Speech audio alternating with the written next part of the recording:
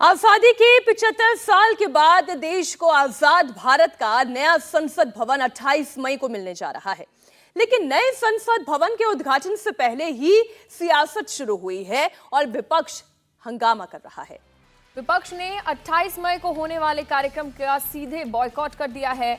Congress, TMC, आप और left की मांग है कि नए संसद भवन का उद्घाटन पीएम मोदी की बजाय राष्ट्रपति से कराया जाए। वहीं बीजेपी का तर्क है कि इससे पहले भी पुरानी बिल्डिंग में इंदिरा गांधी और राजीव गांधी ने उद्घाटन कर चुके हैं, तो ऐसे में इस बार परेशानी क्यों हो रही है।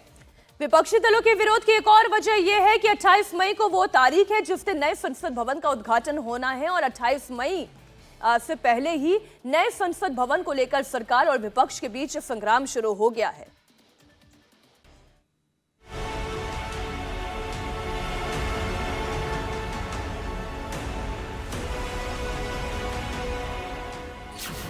दुनिया के सबसे बड़े लोकतंत्र की भव्य इमारत,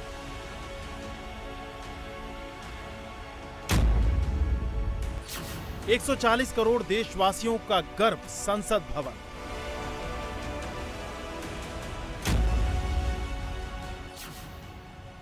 भारत के संविधान की नींव संसद भवन।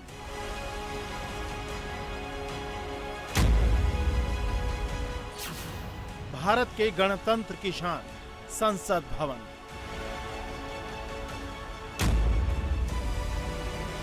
आजाद भारत की आन बान और शान का प्रतीक संसद भवन, जिसकी नई इमारत बनकर तैयार है। इमारत की भव्यता ऐसी कि 140 करोड़ देशवासियों को गर्व हो।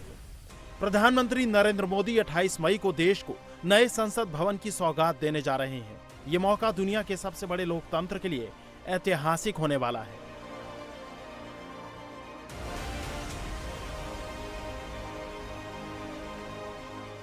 ये सपना प्रधानमंत्री नरेंद्र मोदी का नहीं, बल्कि देश के करोड़ों लोगों का है, जो आजादी के 75 साल बाद साकार होने जा रहा है। नया संसद भवन अंग्रेजों के बनाए हाउस ऑफ पार्लियामेंट पुराने संसद भवन की तुलना में हर लिहाज से बदला नजर आएगा। नया संसद भवन भारत की गौरवशाली लोकतांत्रिक परंपराओं और संवैधानिक मूल्यों को और अधिक समृद्ध करने का कार्य करेगा। वहीं अत्याधुनिक सुविधाओं से लैस नए संसद भवन में सदस्यों को अपने कार्यों को और बेहतर तरीके से परफॉर्म करने में मदद मिलेगी,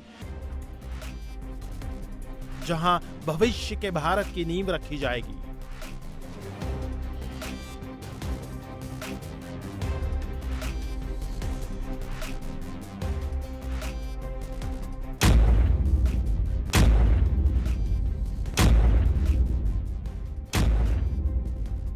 लेकिन 140 करोड़ लोगों की खुशी में भी कुछ सियासी पार्टियों को राजनीति नजर आ रही है।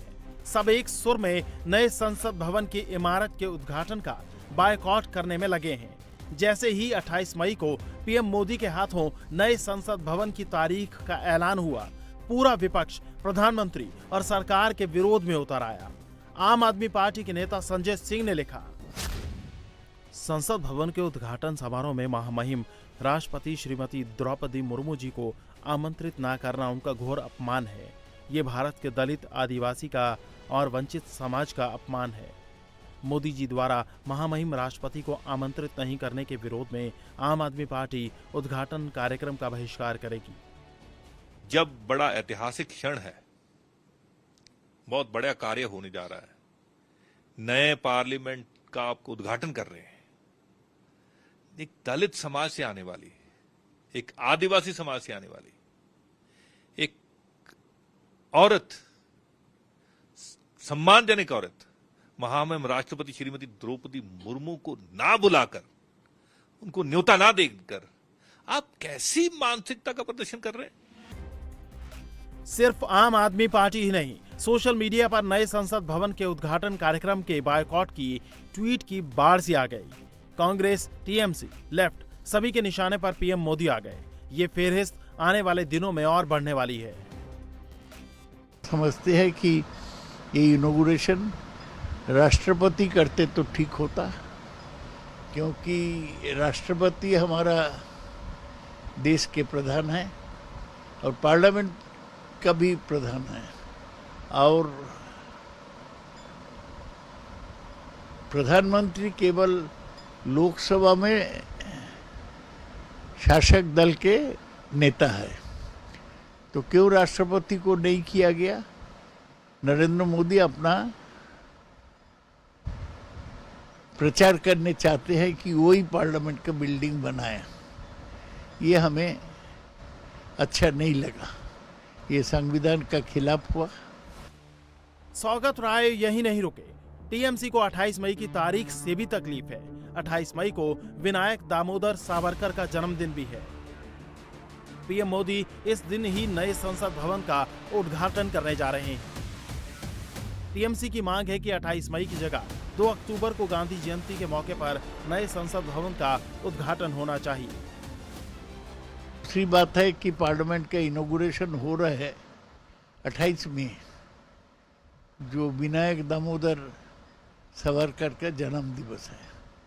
सावरकर हिंदुस्तान के आज़ादी के लड़ाई में बहुत वितर्कित कंट्रोवर्शियल कैरेक्टर है, क्योंकि उनको ब्रिटिश का अंडमान का सेलुलर जेल से छुटकारा मिला ब्रिटिश को पास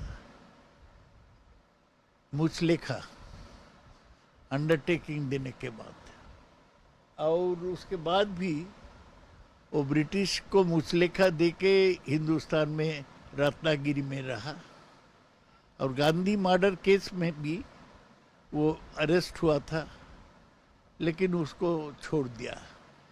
तो सावरकर का जन्मदिन में हिंदुस्तान को 130 करोड़ लोग का पार्लियामेंट का नया बिल्डिंग उद्घाटन होगा, ये हमें अच्छा नहीं लगा।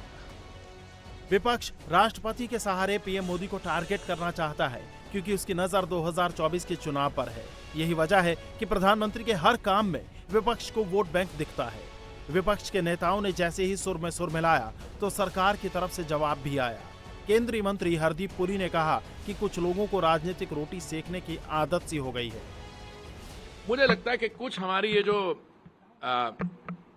राजनीतिक सिस्टम है और कुछ लोगों को ये जो राजनीतिक क्या कहते हैं रोटियां सेकने की आदत पड़ गई है। कुछ ऐसे मौके आते हैं, मैं समझता हूं हमारी इतिहास में, जब हम सबको इकट्ठा होके किसी चीज को सेलिब्रेट करना चाहिए। मैं सिर्फ पार्लियामेंट की बात नहीं करूंगा, parliament is also very big occasion.